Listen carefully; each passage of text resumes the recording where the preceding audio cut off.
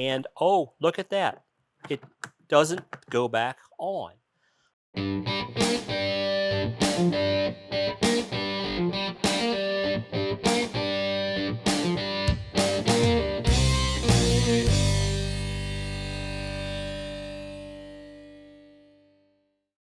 Hi, I'm Cliff, and this is my garage. And if this is your first time joining me, thanks for dropping by.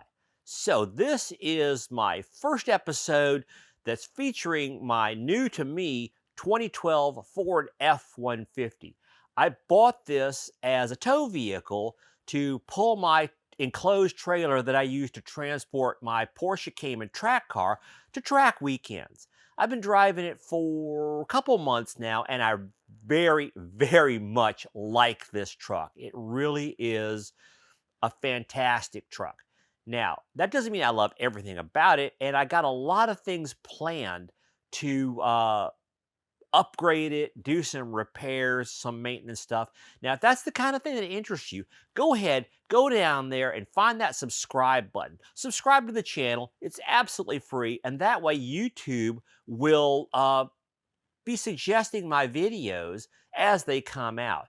Now, if you go ahead and click on that bell icon, that tells YouTube to notify you right away when I upload new content to the channel.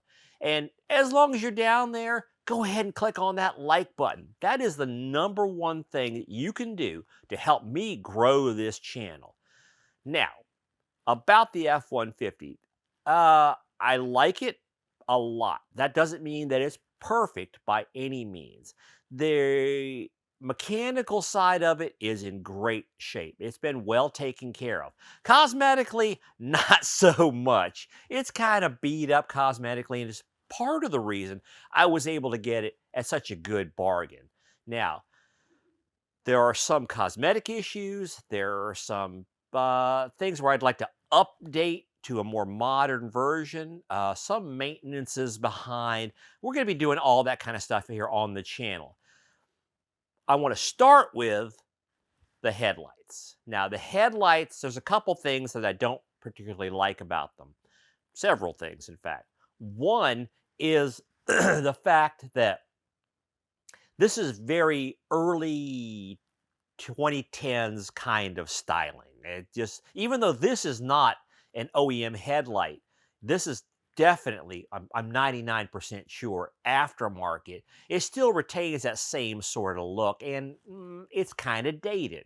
So, another issue is that they're really not very bright. And the best evidence I have of that, well, A, it's when I'm driving on a dark road like exists around here a lot here in the country where I live, it's kind of hard to see sometimes. Also, there's been a number of times that I have turned on the high beams, and then when I get to a more well-traveled road, like a four-lane interstate kind of thing, or just a four-lane road where there's a lot of traffic, I'll forget to turn the high beams off, and nobody has ever flashed me with their high beams to let me know that my high beams are off. So that tells me they're pretty darn dim.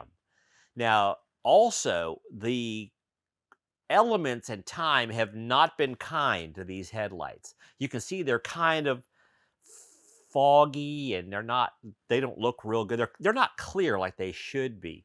Now, generally that's because of an oxidization of the outer layer of the polycarbonate lens. That's easy to correct by just using a random orbit buffer and some buffing compound. Now, if you're interested in how to do that, it's quick and easy, and I'll give you a link up there in that corner that discusses how you take care of that. Or maybe it's in this corner. I can't remember. If it were just that, I'd be able to fix that no problem. But in this case, it's actually a lot of micro cracking within the plastics itself, within the polycarbonate.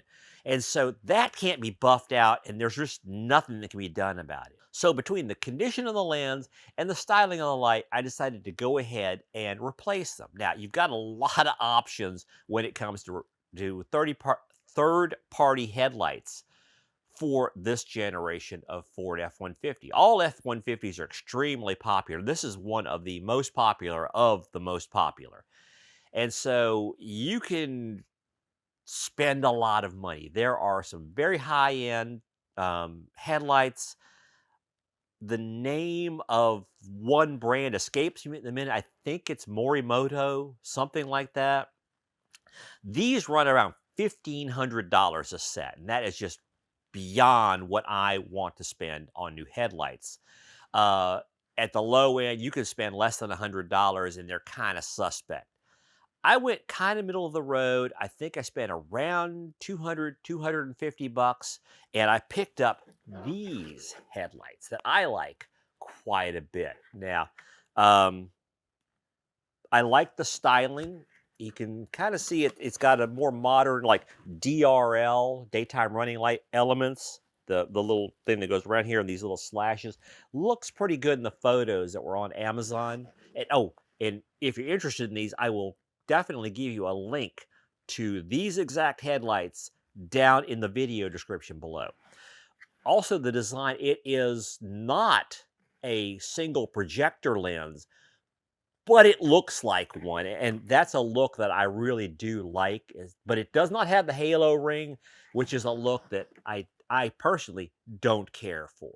One thing I did read in the reviews was that the bulb that's included in this for the projector lens is not that great. It's not very bright. I think it is a halogen bulb comparable to what is already in the car or in the truck. In other words, not very good. And so I went ahead and picked up some some LED bulbs, some good quality LED bulbs to go in here to replace that halogen, and we're going to go ahead and swap that out. Another point is that this headlight does not include a bulb for the turn signal running light down here. And you're supposed to just reuse the bulb that's already there. Again, a halogen bulb, which is not nearly as important in terms of a turn signal and running light, but in terms of longevity and reliability, I did go ahead and purchased a LED to replace that and go in its place. Now, it's important to note that this is a clear lens, so you either need to use an orange halogen bulb, or in this case, I bought an orange LED bulb to go in there. Swapping out the headlights in this, a 12th generation Ford F-150, is really, really simple. I mean, once you watch this video and you know what to do, it is literally like a 10-minute job, start to finish. Maybe 15 if you're really being careful. Maybe 5 if you're in a rush. Let's start out by installing the LED bulbs. Now, this is going to get a little bit complicated for reasons that you'll see in a little while. Just looking here at the back of the light, first of all, I've put down a microfiber cloth so that I don't have any chance of scratching the front lens. And let's just look at the anatomy of what we're dealing with here. There's a couple of wire connectors. This one here is for these DRL style elements here, these fluorescent looking things. That's the power for those. And this plugs into the socket for like your side marker light. This is the main projector beam connector, and it hooks right to the wiring harness, nothing else required. And then for the turn signal running light, there actually isn't a connector because this is designed to simply reuse the existing turn bulb, which we're going to be replacing with a halogen. Or sorry, not halogen. We're going to be replacing the existing halogen with an LED. So let's start off by swapping in the new LED bulb, and you'll see pretty quickly why it's an issue. To take this back cover off, we just take it, turn it, and it unlatches it, and then the bulb in here and its connector, we just turn that counterclockwise about 60 degrees, and it pops right out. To remove or to get rid of the bulb, there's a little clip here you pull up on. It's a little clumsy to do. Just pull up and work it off, and there you go. Halogen bulb is now gone. Now we connect the new LED bulb to that same connector. Just line up the little catch notch with that tab. And there, it's all connected. Then we take and install the new bulb. Note the direction, or note where the wire is connected. That is the bottom of the bulb. So take and make sure that when we get this thing in, I'm pretty sure it only goes one way. You need to push it in. It goes into the holes. A little bit of a push, turn. That's it. It's all installed. Okay. So what's the problem? Well, let's take and tuck these connectors and wires in here to get them out of the way. And oh, look at that. It doesn't go back on. Why not? Well, this pokes further out than the stock light connector. And also, another issue we need to look at is that this is a heat sink. And there's a little fan that runs to cool the bulb. The bulb gets quite hot. And so we have something we need to deal with. A couple ways we could deal with it. One is to simply leave this exposed. I think that this interior here looks to be somewhat well sealed, and this is pretty well protected against splashing and rain, but I want to go ahead and try and protect this as much as possible while still allowing airflow for this fan and this heat sink.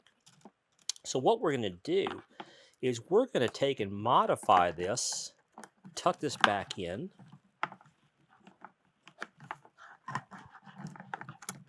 It's being a bit uncooperative. And we're going to take and install this so that it stays tilted away while sealing this up, except for the bottom, to allow that airflow that we need. All right, well, what are we going to use to do this? And to do that, we're going to use this stuff. This is called Endurabond. This is a sealing tape, and not like the ceiling of your house, but it seals. You use this to patch roof leaks or to seal around openings like in a cargo trailer with the vents that are up top. You go along with this and you seal it. It comes in black or white. Usually on the roof of like a cargo trailer, you would use the white just to help it blend in. So we're going to use this to build a little shroud around this to hopefully keep water completely out. So we're going to start off here, get my scissors, and I'm going to, let's see, let's just cut a little section here, and then cut off just a small tab.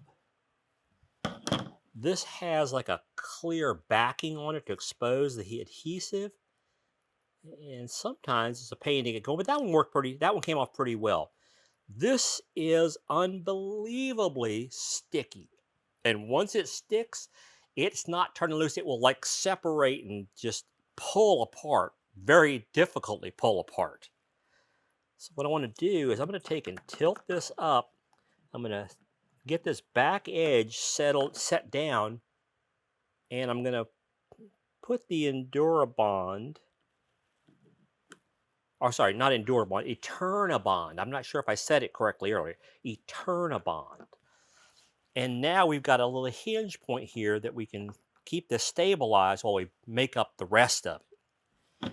Okay, so now I'm going to take and I'm going to cut a piece, several inches wide. Ugh, it's sticking to the... Come on. Ugh, it's sticking to the scissors. Wow, this is not normally this difficult to cut.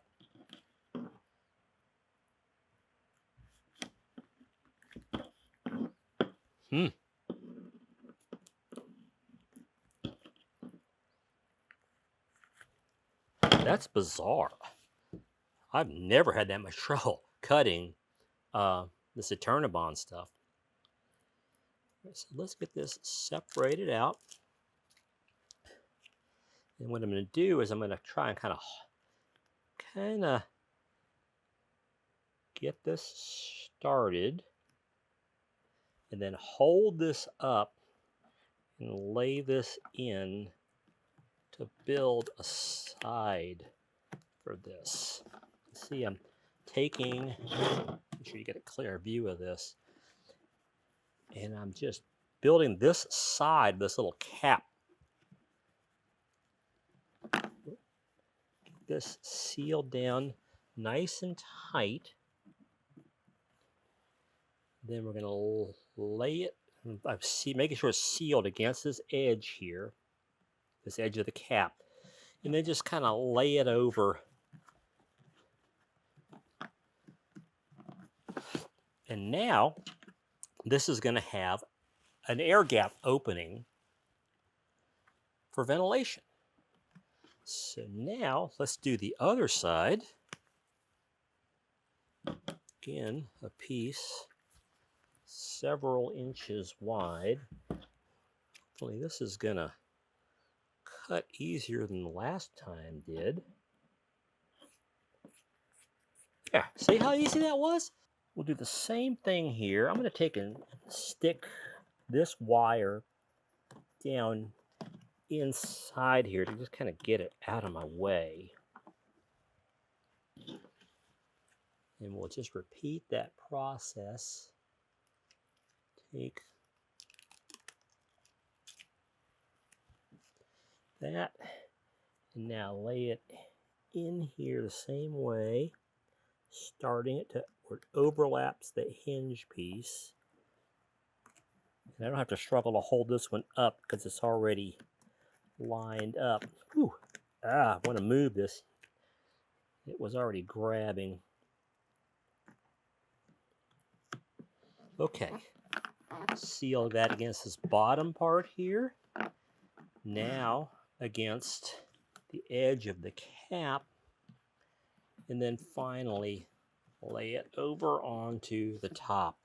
And it is gripping like mad. That's not going anywhere. I didn't quite get this totally overlapped, so I'm going to come back with that spare piece that was left over and just lay it on top, and it'll all seal together and make moisture-proof seal.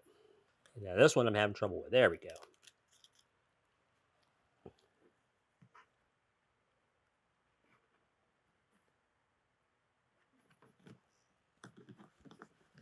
There. Okay, and I think that'll be fine. It's not wanting to fall down or anything. I'm pretty confident in that. What I'll do is, maybe in 6 months or a year, I'll just take a look in there, check, see how it's doing, and if it's not, I'll redo it in a different way. The only thing I can think of would be like to take some kind of a little strut there and stick it in to make sure that this doesn't start drooping and closing up later. But I think we're good. Now let's tackle the LED turn signal and running light. Now this is not directional the way that the headlight bulb was. The headlight bulb needs to be in a particular orientation because of the way the blade is set up. If it's not correct, then the light pattern is not right. That doesn't matter with a turn signal. So this is a completely non-directional rubber plug that simply goes into this opening. Make sure that that's in there. That's all set up. And now, in order to just kind of control things, I'm going to take this little box here. This is the control mechanism that keeps you from getting that rapid turn signal, the rapid blinking. Normally an LED draws so little power, it fools the vehicle into thinking that the bulb must be broken because it's not drawing any power. This sort of a control box has a resistor and other electronics that keep the current flow up to where basically, not that it fools the truck's onboard computer, but it keeps from fooling the onboard computer. So I'm just using some double-sided 3M mounting stuff, and I'm going to take this box and I'm going to just stick it like right there. Make sure I get pressure on that, wiggle it around a bit, make sure I've got a good bond, and there we go. Okay, both bulbs are in. We're now ready to actually put this into the truck. Removing the headlights in these 12th generation Ford F-150s is super trivial.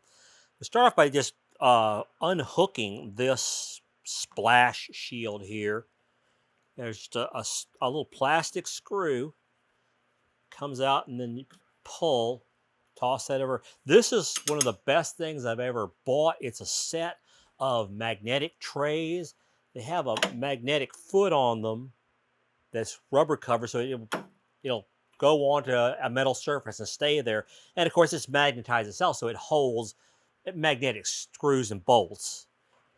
Once you've got that screw pulled out, just wiggle that out, and this little retainer piece comes out. And let's just kind of like tuck it back over here and keep it out of the way. The headlight itself is held in by 3 10mm bolts. There's 2 right here on the top.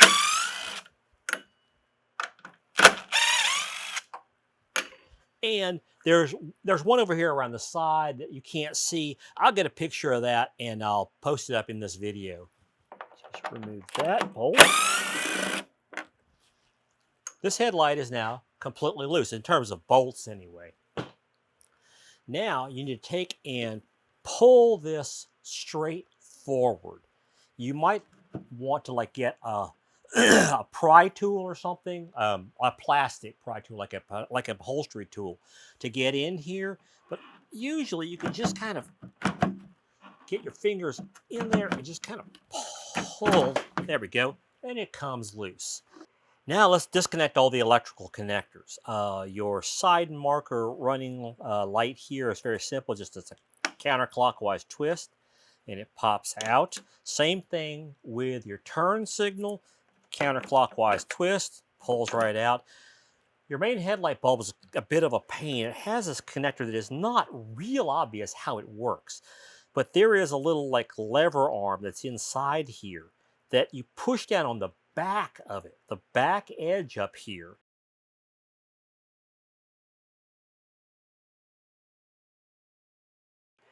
And it causes that arm to rotate up and disengage the lock. So a lot of times it's also helpful to kind of push forward on it a bit as you push it down and then pull it back and it comes right off. Now we're completely free and we can set this aside. So let's get our electrical connections done. I've laid out a few more microfiber cloths here so that I can set it without any danger. I can set it down without any danger of scratching the front lens. Let's get our original wiring harness up here. And let's start off with the turn signal. And that's the one that has the little electrical box there. It simply plugs right into the existing socket. Now the problem there is that this is kind of exposed. You can't put it back in and lock it in place and seal it the way it was before. So I would recommend, and I'll do this later, wrapping this up in some electrical tape or something like that. Maybe if you got a really huge shrink tubing that'll fit on there and make a seal around it, that would also be good. But for now, we're going to leave it like that and take care of it later. The main connector is right here.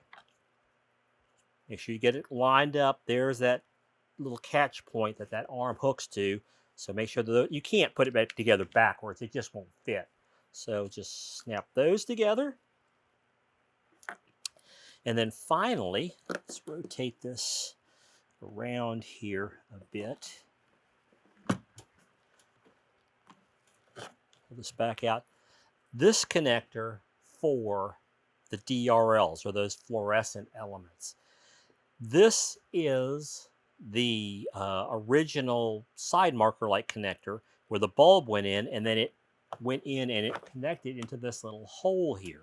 Well, the way we do it is you take and push this in just like it was a bulb, and then carefully tucking that wire back in, you put this into place and you lock it back down the way it was.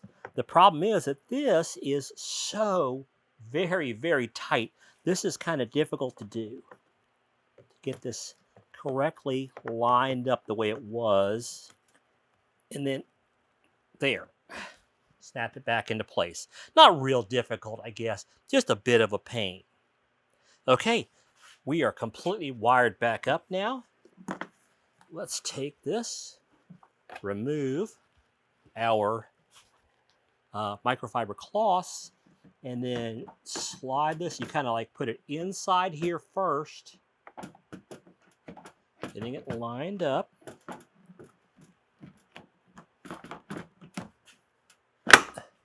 And then it just snaps right into place. So now let's do some testing. So the truck's ignition is now turned on and nothing is lit up, which is, what we'd expect. So now let's turn on the running lights. Now, with the running lights turned on, we have the DRL elements, or these fluorescent elements lit up. They look really nice. I'm very happy with that. And a nice, bright, clear running light down here. Let's test out that turn signal. Hey, there we go. Working perfectly. A nice normal flash. We're not getting that really rapid flash or hyper flash where the truck's computer thinks the bulb was blown. So we're good to go there. All right, time for the projector beam. And hey, we have light. Projector beam is on. That's on low. Let's check out high. Yep, high beams are looking good. All right, looks like success to me. Now that everything checks out, all we got to do is take and put the bolts back in.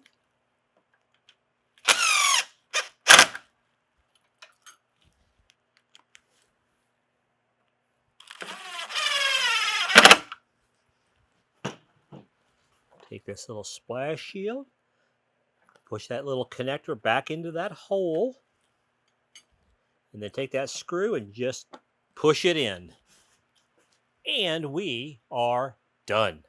I am super happy with the way these things came out looking. They give a nice, much more modern, up-to-date look to the front of the truck, along with this replacement grille. Now, this replacement grille, I am really not very happy with at all. Looks good from 20 feet away. You get up close, not so much. If you have any suggestions for a good quality replacement front grille, drop a note in the comments below and let me know about it, and so I can check it out. If you are a manufacturer or seller of said grille, well, get in contact with me. I'd love for you to send me one. I'll check it out. You can sponsor that video. Now, I'm going to give an honest review of it, so don't send me a piece of crap.